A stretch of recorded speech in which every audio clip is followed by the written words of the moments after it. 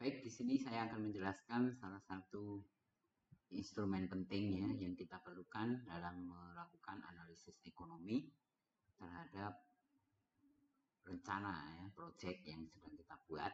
Yaitu dalam konteks ini adalah prarancangan pabrik, jadi proyek kita adalah membuat pabrik kimia. Di sana nanti kita harus melakukan estimasi terhadap biaya-biaya operasional, kemudian modal yang diperlukan, kemudian memperkirakan profitnya itu nanti berapa, ya, bisa menguntungkan atau tidak investasi ini. Nah, itu akan dievaluasi di sana. Tapi angka-angka yang kita hasilkan itu harus bisa dipertanggungjawabkan karena di situ adalah sifatnya estimation ya, atau perkiraan. Tentunya perkiraan itu juga tidak bisa sembarangan kita melakukan perkiraan. Jadi harus mengikuti suatu kaidah atau suatu aturan atau suatu logical ya yang sudah disepakati atau sudah dipahami bersama baik oleh perancang, baik oleh investor maupun oleh ahli-ahli ekonomi ya di situ.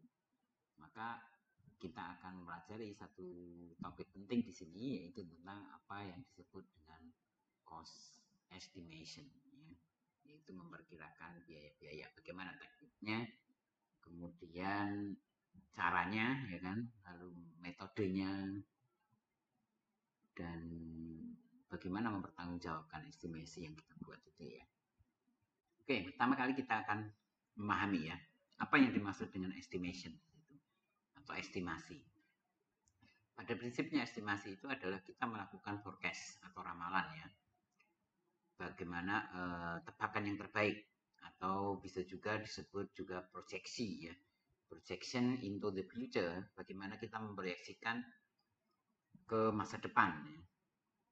Nah, di sini perlu kita pahami bahwa bagian yang paling penting dari seorang engineer itu, dan dia harus memiliki tanggung jawab dalam hal cost estimation ya, bagaimana mengestimasi biaya atau modal.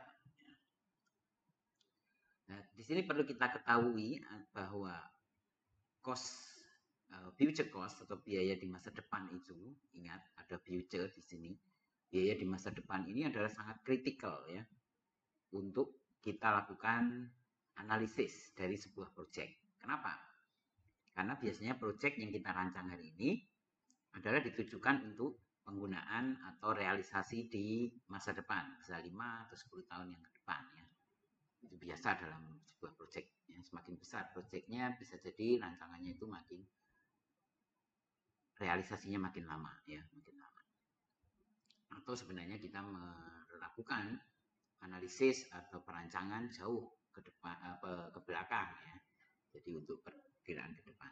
Di sini perlu dipahami juga bahwa revenue generation atau pendapatan yang akan kita peroleh itu biasanya kita dapatkan dari penjualan, ya kan, dari marketing dan penjualan. Apa kegunaan ya? Sekarang kita bicara tentang apa kegunaan dari estimasi yang kita lakukan itu. Di sana salah satunya adalah untuk evaluasi ya. Intinya untuk evaluasi kita beri statement, oh ternyata butuh modal sekian. Nah itu kita akan evaluasi itu berdasarkan estimasinya bagaimana cara mengestimasinya. Kemudian itu juga akan digunakan estimation itu untuk profitability analysis ya, bagaimana kita melakukan analisis keuntungan, bagaimana kamu menganalisis keuntungannya. Kemudian itu akan menjadi kadang-kadang ya, atau sering juga ya, estimation itu nanti akan menjadi dasar ya, kita akan melakukan atau mengambil decision atau keputusan apakah kita akan membuat atau membeli. Nah, terkadang kan gitu, ini ada tawaran untuk beli sekian. Kalau kita estimation dengan pembuatan atau dengan mendesain sendiri dan membuat sendiri, itu berapa biayanya, apakah estimationnya itu layak atau benar atau tidak. Nah itu kan akan menentukan sebagai decisionnya ya. Dia akan menjadi basis decision. Maka itu kegunaan dari estimation itu. Kemudian juga menjadi investment justification ya, keputusan ya, keputusan investasi itu juga akan ditentukan dari bagaimana estimation itu dilakukan. Dan juga bisa juga dipakai sebagai basis dalam membandingkan ya manufacturing method, bagaimana proses produksinya ya. Kita bandingkan satu dengan yang lain, itu tergantung juga pada cost estimation di situ. Bagaimana cost estimation dilakukan ya kan.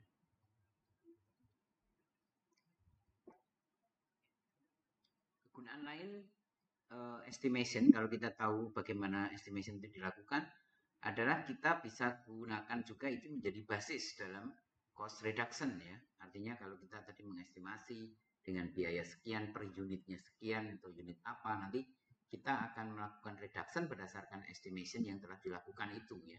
Mungkin ada estimation yang keliru dan sebagainya. Contohnya kalau misalnya kita negara itu membuat APBN gitu ya, anggaran pendapatan dan belanja negara, dia kan punya estimation di situ, kursnya itu sekian.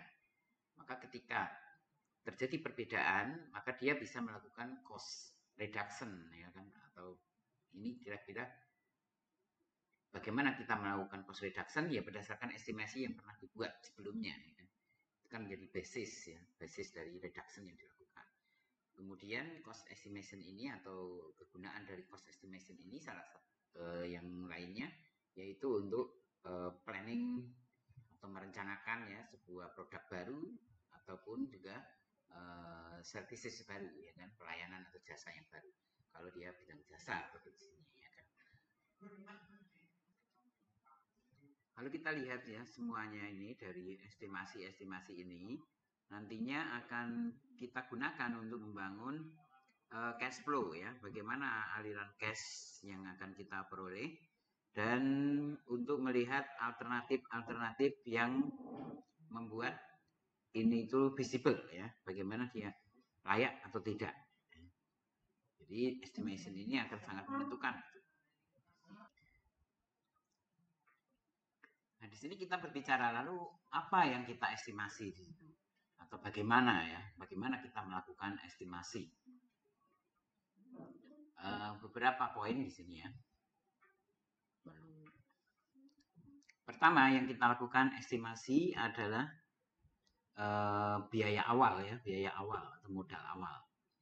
Yaitu antara lain adalah capital atau equipment cost ya, berapa alatnya, berapa biaya kita memperoleh alat itu.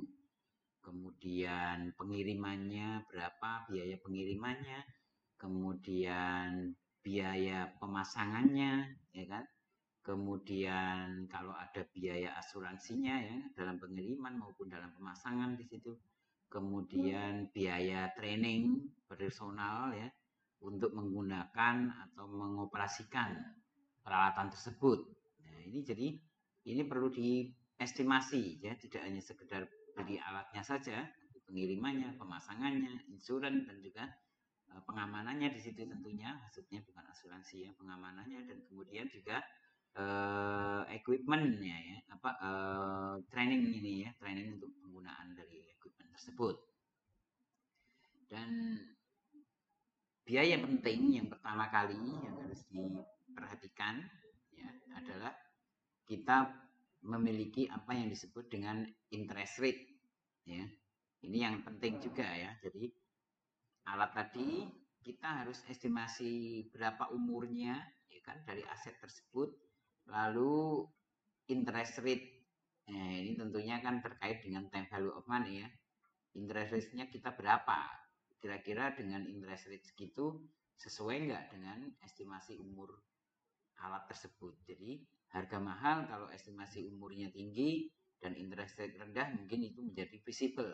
Tapi kalau harganya estimate life-nya dari aset itu pendek, nah tentu itu tidak visible kalau harganya mahal.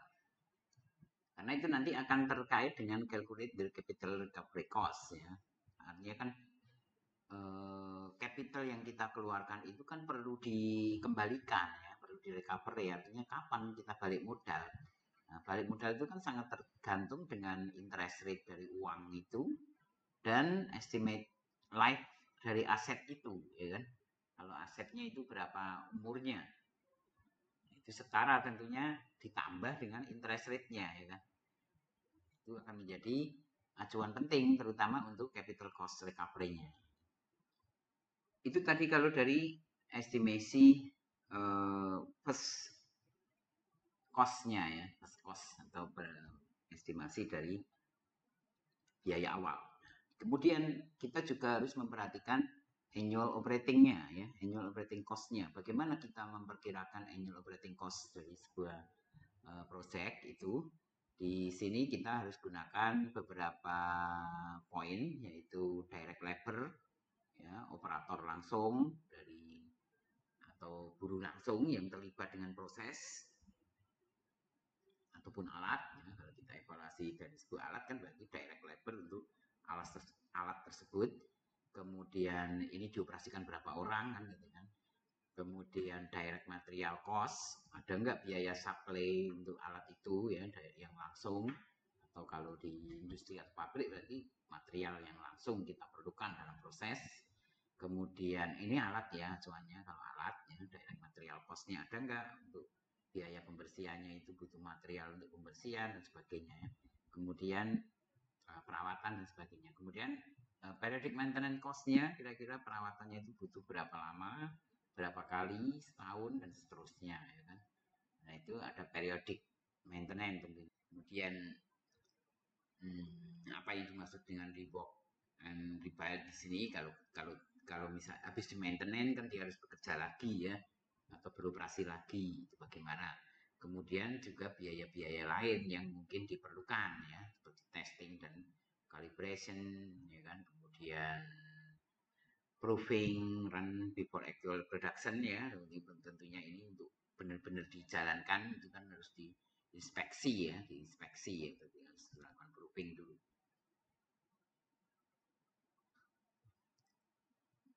Nah, dalam sebuah estimation itu kita punya satu activity yang kita kenal dengan work breakdown structure ya, atau WBS. WBS. Jadi the WBS di sini adalah sebuah teknik ya, kita mengorganize activities ke beberapa hierarki structure ya, yang berbasis pada fungsional maupun pada fisikal ya.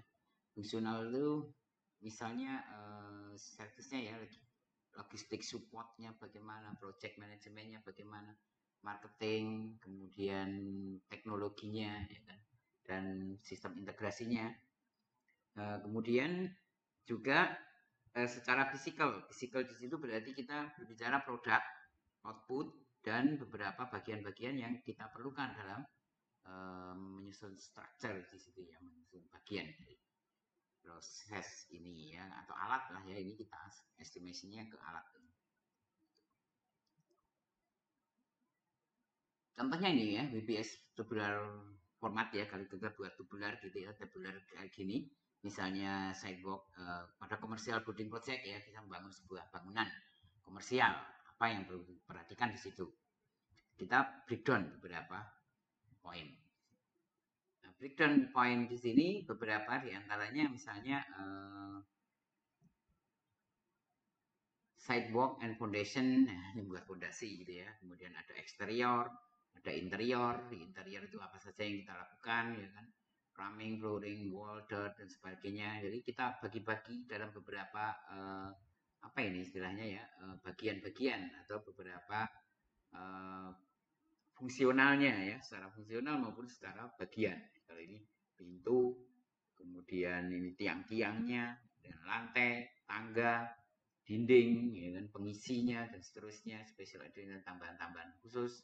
Berarti ini kan berdasarkan fungsional, secara fungsional. Jadi kita buat seperti itu nanti, salah satu tekniknya dalam estimation. Sehingga dari bagian-bagian itu nanti kita bisa prediksi nilai-nilainya, estimasinya, sehingga nanti kalau kita melakukan evaluasi pun lebih mudah karena kita sudah breakdown dalam beberapa bagian. Kemudian dalam melakukan pendekatan estimasi itu ada dua, salah satunya yang pertama yaitu bottom up approach ya, kita lakukan bottom up approach adalah kita melakukan di sini dari bawah ke atas gitu ya. Bottom up itu kan dari bawah ke atas. Artinya dimulai dari mana itu? Dimulai dari final cost sebagai output independent ya, variabelnya ya. Kita misalnya kadang kan ya, kita dalam merancang atau membuat sebuah estimasi kan ditentukan, tolong buat rancangan yang intinya tidak boleh lebih dari sekian. Nah, itu berarti kan kita harus lakukan bottom up. Bottom up-nya apa? Final cost itu sebagai sebuah independent variable di situ. Outputnya harus sekian. Ya kan? Maka kemudian associated cost-nya yang menjadi pendukung dari itu sebagai dependent variabelnya, itu sebagai yang tergantung dari sana, dari rancangan akhir yang diinginkan, final cost-nya. Kalau top down itu di sini kita merancang ya. Top down itu adalah kita merancang. Jadi kita lihat di sini bahwa competitive cost-nya itu adalah sebagai input variabelnya ya. Kira-kira penyusunnya gitu ya. Competitive cost-nya itu sebagai input variabelnya, sedangkan associated cost estimate-nya itu sebagai output-nya ya, sebagai output variabelnya. Ya, jadi ini juga disebut dengan design to cost approach. Jadi rancangan yang menyesuaikan dengan dari desain ke biaya ya. Desain kita punya rancangan seperti ini. Lalu kira-kira biayanya berapa ini ya? Jadi misalnya setiap bagian itu kita bisa lihat cost-nya masing-masing ya. Kan ada kompetitifnya. Ada bahan dari bahan apa, stainless atau bahan dari besi karbon berapa dan seterusnya, itu kan ada beberapa alternatif ya, itu menjadi input variabelnya. Lalu associated cost-nya itu nanti jadi outputnya, berarti biaya bahan itu sekian. Nah, itu kan dari input tadi ya, beberapa pilihan gitu ya. Sini gambaran sederhananya ya, kalau kita lihat bottom up dan apa tadi top down ya. Dimulai di sini kita lihat require price ya, kita mau buat yang harganya sekian. Udah fix di situ ya. Jadi kalau bottom up itu final cost-nya menjadi target ya, final price-nya itu menjadi target. Kita ingin yang harganya sekian, required price, kita ingin harganya sekian. Nah, dari harga sekian itu kan kita butuh profit sekian. Ya kan? Profit sekian, maka total cost-nya harus sekian. Nah, total cost itu berarti kita lakukan indirect cost-nya kira-kira berapa. Oh, indirect cost-nya sekian. Nah, ini bagian-bagian ini sudah kita estimasi, lalu kita lihat estimasi komponennya, ya kan? Maintenance and operation berapa, direct labor berapa, direct material berapa, equipment and capital recovery-nya kira-kira berapa. Ini akan menjadi bagian yang harus diperhitungkan, ya kan? Sehingga jadi dikunci dari required price-nya. Sedangkan kalau yang top down itu kita melihat kita kan ini saya ingin buat estimation dengan harga sekian ya. Tapi kalau ini kita melihat competitive price-nya ya. Di situ ada pesaing kita ya. Kita mau buat pabrik air minum, nanti jualan kita itu harus satu galonnya harganya 17.000 kalau tadi dengan required price gitu ya. Kalau ini kita lihat kompetitifnya harganya aku 19 ini, wah berarti nanti competitive price-nya harus di harga kisaran itu ya kan. Nah, lalu kita kurangi ya, dari competitive price itu kita kurangi dengan profit yang bisa kita peroleh ya. Kita kurangi dengan profit yang bisa kita terima, lalu dari sanalah kita akan menentukan target cost-nya. Berarti cost-nya harus sekian. Nah, dari target cost inilah lalu kita akan breakdown indirect cost-nya dan kemudian komponen cost estimation-nya.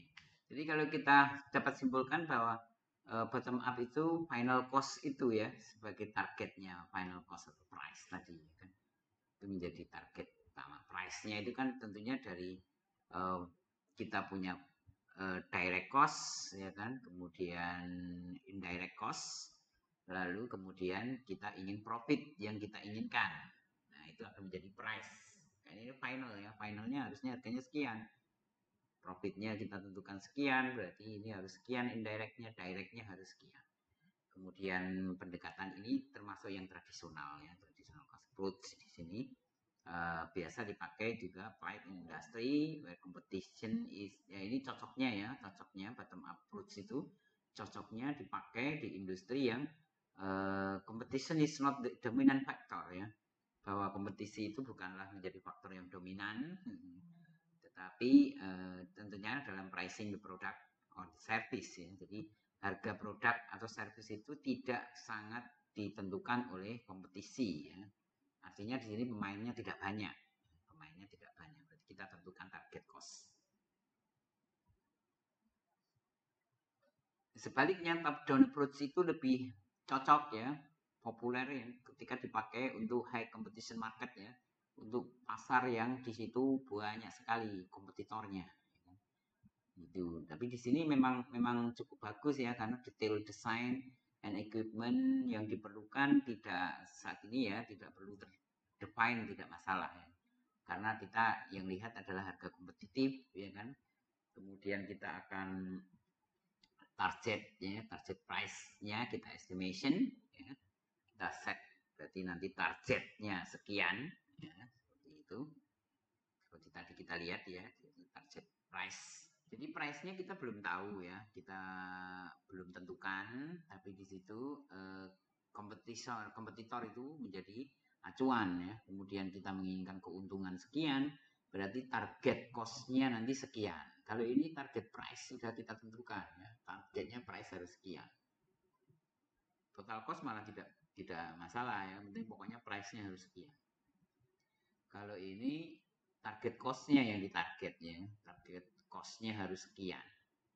Jadi ini karena memang kompetitif sekali ya, sangat banyak kompetitornya, sehingga cost-nya ini benar-benar kita kunci ya. Kalau ini tidak kompetitif, kita hanya menentukan harga yang wajar, yang sekiranya konsumen mau membeli gitu ya, ibaratnya, baru kemudian kita perhitungkan total cost-nya dan seterusnya.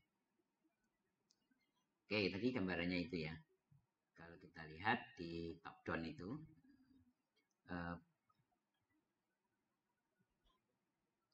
konsep top down approach ini yang prakteknya yang paling banyak dipakai di Asia ya, di negara-negara ASEAN seperti tempat kita di Indonesia gitu ya. Jadi kita lebih ke arah pendekatan top down approach. Jadi harga kompetitornya yang kita lihat. Target cost-nya akan kita tentukan. Biayanya harus sekian, nggak boleh lebih dari itu.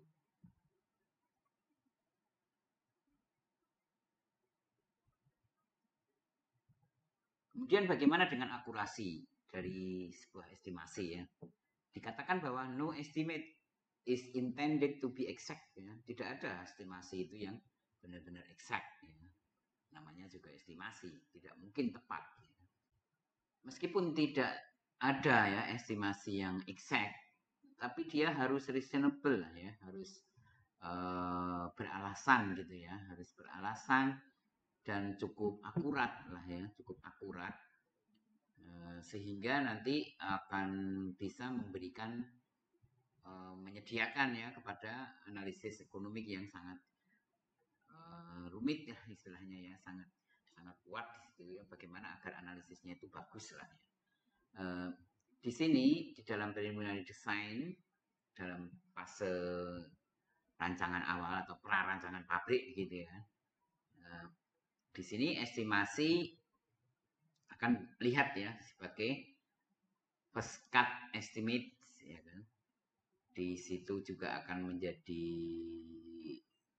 untuk input project ya, initial budgetnya itu berapa ya, project initial budgetnya itu kira-kira berapa, dan juga di situ menjadi sebuah apa ya istilahnya ya, nanti kira-kira metode apa yang akan kita terapkan di sini ya. Nah kemudian dengan range ya, range akurasi yang tentunya bisa diterima, unit approach ya, itu tidak ya antara inilah ya, antara 5 sampai 15% range-nya dari total cost itu ya. Tentunya tidak menyimpang sebanyak itu. Estimate outside affecting persen range itu tidak reliable ya kalau kita melakukan estimasi kok sangat jauh dari ringnya itu ya, sangat jauh itu berarti estimasinya itu tidak reliable. Jadi ini most accurate ya, most accurate enough ya.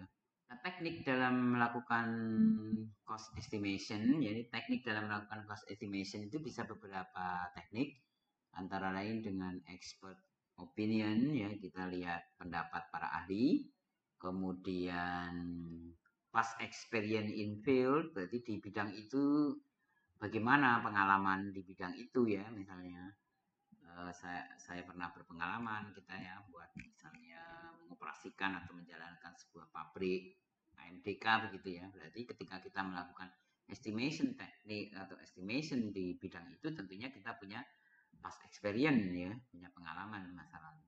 Kemudian terkadang ya kalau tersedia ya cost index ya, kalau ada ya kan ini kan ketika tersedia dan cost estimation relationship-nya ya, form of regression analysis dari historical data kalau tersedia data masa lalu ya kan kita bisa estimation relationship-nya itu ya kira-kira seperti apa, atau kita kombinasikan ya dari beberapa cara ini ya di tempat ini kita tanya expert ya, opinion dari expert, kemudian dari yang berpengalaman di bidang itu, kemudian kita temukan juga cost index-nya ya kan, kemudian ini juga relationship-nya ya, atau kita lakukan regresi atau kita lakukan estimation dengan analisis matematikal ya dari historical data yang kita miliki kan. Nah, itu bisa menjadi kita kombinasikan. Nah, biasanya sering mestinya ini dikombinasikan ya, semua dipakai. Lalu apa yang dimaksud dengan cost index itu ya? Cost index itu adalah sebuah rasio ya, sebuah rasio perbandingan. Rasio of cost ya, rasio of cost dari saat ini ke beberapa cost back in time ya, di masa lalu. Jadi cost index itu mencerminkan rasio cost saat ini dengan back in time ya, di masa lalu. Sehingga indeks itu tentunya tidak ada dimensinya ya, tidak ada unitnya. Ya hanya angka saja ya kan? Karena tergantung yang dibandingkan tadi mestinya harus apple to apple yang sama ya kan? Cost sama-sama juga dengan cost, hanya bedanya ini now yang pembandingnya adalah back in time ya, di masa sebelumnya. Nah biasanya cost index itu digambarkan seperti ini ya. CN itu sama dengan CK IN per IK ya. Jadi kalau maksudnya kalau CN per IN itu akan sama dengan CK per IK kan gitu kan. Jadi rasionya sama ya kan.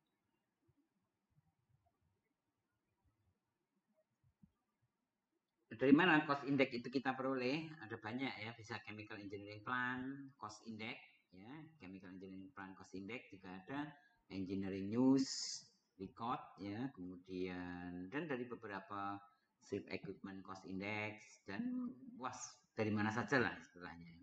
Mungkin kalau sekarang kita bisa tanya ke AI ya untuk mendapatkan data-data itu, walaupun kita juga nanti harus verifikasi apakah datanya itu cukup akurat atau tidak. Misalnya kita punya contoh gini, kita ingin mengestimasi skill labor ya, labor atau biaya tenaga kerja yang skill ya pada construction project. Pada 5 tahun yang lalu biaya itu terdokumentasikan $360.000 gitu ya. Kemudian skill labor index ya itu adalah 3,49 sekian, 3000 ya, 3496,27. Kemudian indeks saat ini atau today indeksnya adalah 4038,44 ya. Jadi tentunya ini 5 tahun yang lalu indeksnya 3, dari 360 kemarin indeksnya 3, kemudian sekarang indeksnya 4. Berarti kan mestinya sekarang lebih besar ya kan? Karena kalau 360 dibagi dengan 3,4 itu harus sama dengan sesuatu bilangan yang kita miliki dibagi dengan 4. Ya, kalau pembaginya lebih besar pasti atasnya juga akan lebih besar. Makanya di sini rasionya adalah CN dibagi IN itu sama dengan CK dibagi IK.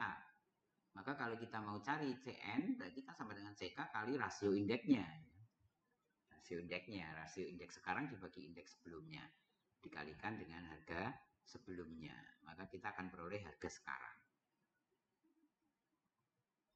Yang perlu kita perhatikan di sini bahwa cost index itu pada bidang tertentu memang tidak readable ya, tidak readily available ya, nggak selalu tersedia. Nah, pada beberapa daerah atau negara itu cost index itu sangat berbeda ya. Kita nggak bisa pakai cost index di Amerika Serikat lalu kita pakai untuk memperkirakan biaya di Indonesia. Nah, itu tentunya vary ya, itu bisa bervariasi sekali, nggak mungkin sama ya kan. Pasti nanti estimasinya nggak akan akurat. Cost index itu juga sangat sensitif terhadap waktu dan technological change ya, perubahan teknologi. Apalagi kalau di pabrik kimia itu kan tentunya ada teknologi baru dan baru, otomatis cost index nggak bisa menjadi acuan pokok, karena kalau ada perubahan teknologi yang lama akan menjadi lebih murah, ya kan? Teknologi baru akan menjadi lebih mahal. Gitu. Ya nggak bisa dengan acuan semata-mata cost index saja. Artinya di sini warning ya, kalau kita gunakan cost index, lihat-lihat dulu lah regionnya dan juga teknologikalnya, ada nggak teknologikalnya itu change ya, atau apalagi melewati satu masa krisis gitu kan, sensitif overtime ya, ada beberapa waktu tertentu ya. Nah itu nanti cost index jadi nggak layak gitu, jadi nggak jadi acuan pokok ya, nggak bisa, harus kita perhatikan ini region dan juga teknologikalnya ya kan? Dan juga ada waktu-waktu tertentu ya yang akan menjadi acuan di situ. Setelah krisis moneter tentunya beda ya. Ini salah satu contoh bagaimana kita membuat cost index ya. Tentunya kita punya data historical ya, quarter 1, 2, 3, quarter sebelumnya. Kemudian kita punya item A itu unitnya harganya sekian, dan item B itu sekian. Nah, artinya kita punya historical data ya di sini. Yang perlu kita perhatikan untuk membuat cost index itu kita butuh historical data. Jadi benar-benar kita butuh data. Di sini digambarkan kita membuat indeks di setiap quarter itu ya. Quarter itu kita buat indeks, nanti kita akan dapatkan indeks per quarter di sini. Nah, jadi kita punya acuan yang sama tentunya indeks itu ya. Oke lah ya, itu biasanya kita tidak perlu menghitung ya, membuat indeks itu, biar para penyaji data yang punya data itu yang membuat indeks. Tapi kita tahu, oh indeks itu dibangun dengan cara seperti itu.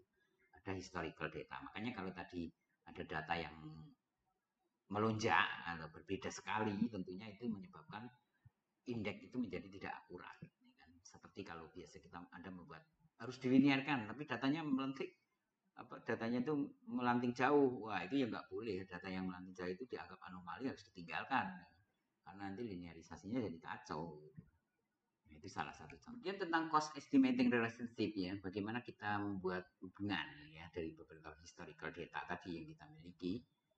Di sini tentunya digunakan untuk desain variabel ya pada predict cost. Kita akan prediksi harga ke depan. Nah, itu menggunakan historical data. Tentunya kita membuat hubungannya, apakah linier, apakah suatu faktor lain mempengaruhi sehingga tidak linier. Ya. Jadi di sini pertanyaannya apakah linier atau non linier. Nah, jadi kita harus bisa ini ya, pendekatan statistikalnya ini cocoknya linier atau non linier. Ya.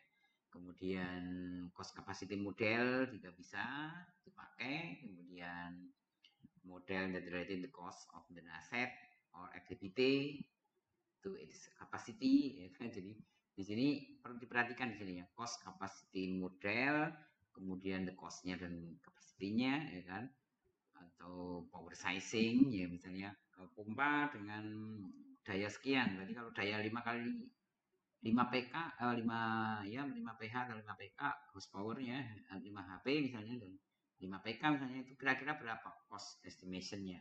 Jadi kan di situ ada perbandingannya, dan ada hubungannya, apakah hubungan relatifnya itu linier atau non linier ya, atau banyak faktor yang mempengaruhi. Jadi kalau faktornya sedikit itu cenderung linier, kalau faktornya banyak, wah itu pasti non linier nantinya kan, berpengaruh banyak sekali.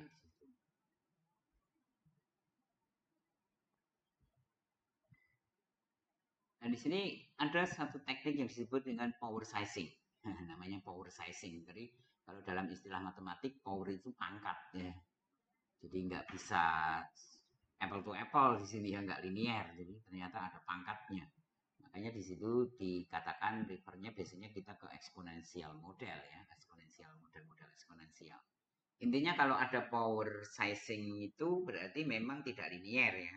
Jadi memang tidak linear. Use purpose plan and equipment ini biasanya memang dipakai untuk pabrik dan peralatan ya, karena memang ini kompleks ya. Peralatan itu kan kompleks, bahannya, kemudian teknologinya, kemudian kerumitannya dia untuk dibuat, diinstal, dikirim dan seterusnya. Maka banyak faktor, makanya ini menjadi dia akan menjadi power sizing nantinya. Jadi nggak setara gitu ya.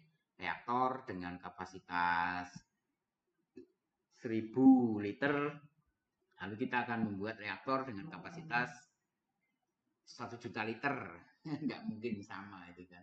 Secara linear begitu saja nggak bisa. Kenapa? Karena dengan kapasitas tertentu itu dia ada power sizing nanti di situ. Pengangkutannya, pengamanannya, dan seterusnya itu bisa berlipat-lipat harganya. Nah, itu contohnya ya. Jadi ada istilah power sizing yang harus diperhatikan. Bahwa sesuatu itu apakah linear atau tidak dalam teknik estimasinya. Ya. Ini perlu dilihat di situ. Nah, di sini eksponennya tadi, nilai eksponen dari ini ya. Di sini kan ada X ini ya, eksponennya. Jadi kalau di chemical engineering kan CA per CB sama dengan SA per SB, lalu ada pangkat X-nya di sini. Ya kan? Kita bandingkan kapasitas dan tahun, kita bandingkan juga dengan alat yang sama, reaktor dengan kapasitas dan tahun. Ya, kita punya data reaktor kapasitas dan tahun kemarin, lalu 5 tahun yang lalu kita akan merancang kapasitas dan tahun yang berbeda di tahun sekarang. Tapi nggak linear, berarti di situ ada faktor X-nya di sini, faktor X. Nah, faktor X yang muncul ini, kita evaluasi ya, X-nya itu normalnya adalah di antara 0 dan 1, antara 0 dan 1. Kalau dia kecil dari 1, di situ berarti skala ekonomisnya harus diterapkan ya. Kemudian kalau dia sama dengan 1 itu modelnya linear berarti ya. Berarti linear. Tahun ini, tahun kemarin kapasitasnya berbeda, ya linear itu ya, bisa apple to apple, bisa langsung dibandingkan. Kalau lebih dari 1 maka itu non linear ya, yang mestinya yang lebih besar ya, pasti dia non linear. Sangat large size is expected to be more costly than a linear model. Nah, sekarang kalau misalnya X-nya itu tidak diketahui, nah biasanya kita ambil asumsi 0,6. Nah ini yang sering dipakai kalau merancang indeks itu. Kenapa kok diestimasi dengan 0,6? Ini hasil penelitian para ahli itu ya. Jadi ahli statistik ini ya. Jadi di sini kita gunakan 0,6 ya. Ini kan sebenarnya tengah-tengah. Kenapa nggak 0,5 ya? Ini tidak pakai 0,6, agak lebih dikit ya. Tentunya dipakainya di angka yang normal ini ya, antara 0 sampai 1. Chemical engineer has well documented CCA parameter ya. Jadi di sini cost ya, chemical engineer parameter itu kita lihat bahwa di beberapa sumber kita bisa gunakan, misalnya Plant Design and Economic for Chemical Engineer, ini buku-bukunya ya, Chemical Engineering Handbook, kemudian publication ya, dan dari perusahaan-perusahaan peralatan itu ya, produksi peralatan. Makanya kalau dalam rancangan pabrik, kalau saya sedang bimbing rancangan pabrik itu biasanya ya udahlah kita pakai equipment cost company aja lah, langsung lihat aja di Alibaba itu berapa harga yang mereka punya sekarang. Lalu kita tinggal melakukan estimation dengan indeks ya, mungkin indeks capacity, lalu kita breakdown kira-kira ongkos kirimnya dan seterusnya itu berpengaruh enggak untuk memperkirakan linear atau tidak ya kan. Jadi ini bisa menjadi salah satu acuan ya, tidak harus berpedoman pada buku atau publication yang sudah ada ya, tapi bisa juga dari perusahaan produksi peralatan itu sebagai acuan tentunya. Lalu tentang manufacturing cost estimation ya, bagaimana kita melakukan estimasi pada manufacturing cost atau biaya produksi. Apa yang menjadi tujuannya di sini? Tentunya adalah agar produk kita itu can be sold at a competitive price saat ini ya, pada profit yang kira-kira profitnya itu bisa diterima lah, yang layak gitu, reasonable, yang ada alasan untuk yang beralasan ya, bisa diterima. Kemudian juga ini manufacturing cost estimation ini juga berguna untuk determining selling price ya, kira-kira nanti targetnya ya, target harga yang akan kita jual itu di harga berapa ya, sehingga nanti kita to estimate the cost of manufacturing product, you need a product design, kemudian proses plannya bagaimana, kemudian direct labor hours and material cost-nya. Jadi di sini lebih detail tentunya ya, tentunya informasi dari produk yang kita produksi itu, desainnya, tenaga kerjanya, per jamnya, dan juga bahannya. Nah tentunya untuk saat ini sudah ada ya tentunya cost accounting kalau Anda merancang dengan menggunakan HYSYS, CAMCAD atau HYSYS atau ASPEN ya, dia sudah punya cost estimation juga di sana ya. Tentunya kita harus lihat ya basisnya dari mana cara dia melakukan cost estimation itu. Di sini memang apa ya, sudah menjadi bagian ya dari countingnya ya, atau apa istilahnya di counting sistemnya itu nanti cost counting system, factory expense-nya, biaya factory-nya itu bentuknya apa sih nanti, kan yang kita tahu biaya factory itu kan material cost, labor cost, indirect cost. Berarti ini kan kita estimasi kan berdasarkan ini ya, countingnya, kira-kira material cost-nya itu berapa, labor cost-nya itu kira-kira berapa, indirect cost-nya itu berapa gitu ya. Hingga di beberapa kategori biaya itu atau cost kategori itu ada basis alokasinya ya kan. Kalau misalnya taxes ya, allocation basisnya itu apa, pajak luas gitu ya. Personal itu direct labor hours-nya, direct labor cost-nya ya kan, machine shop. Kemudian building maintenance itu berarti tinggal space-nya ya, space-nya, software dan network. Kalau software atau network itu tentunya number of access-nya ya, berapa banyak yang mengakses. Quality control itu adalah berapa jumlah atau berapa inspection-nya. Artinya ada cost dan ada allocation basis. Oke, kita sampai pada kesimpulannya bahwa cost estimation is not an exact science ya. Jadi namanya estimation itu nggak eksak ya, tentunya nggak eksak. Tentu kita gunakan dengan statistik tadi ya. Tentunya kalau sekarang sudah banyak fasilitas yang memanfaatkan AI, dan tentunya dia sudah melakukan perhitungan juga ya. Jadi mungkin bisa kita manfaatkan tentunya karena dia mampu menghitung ya. Estimates should be accurate enough to support reverse engineering economic cost analysis ya, untuk menghasilkan analisis yang robust ya, yang complicated ya, sophisticated atau yang benar-benar apa berbobot lah ya istilahnya. Maka dia harus memberikan estimasi yang accurate enough ya, yang harus accurate enough, harus begitu. Jadi kemudian kita harus terapkan ini ya, bottom up and top down ya, bottom up dan top down tadi. Kemudian cost index bisa kita gunakan, lalu kita juga bisa gunakan cost estimating ya, cost capacity equation, cost estimation from design variable for material, equipment and construction ya kan. Kemudian menggunakan vector method ya, use estimate total plan cost juga bisa ya kan. Pabrik dia berapa, pabrik seperti itu kapasitasnya segitu. Kalau saya membuat pabrik seperti itu, model yang sama, teknologi yang sama, kapasitas yang berbeda, berarti kita tinggal power, ya. Tinggal vektor metode dengan berapa faktornya. Tadi kalau kita tidak tahu berapa faktor, kita pakai berapa? 0,6.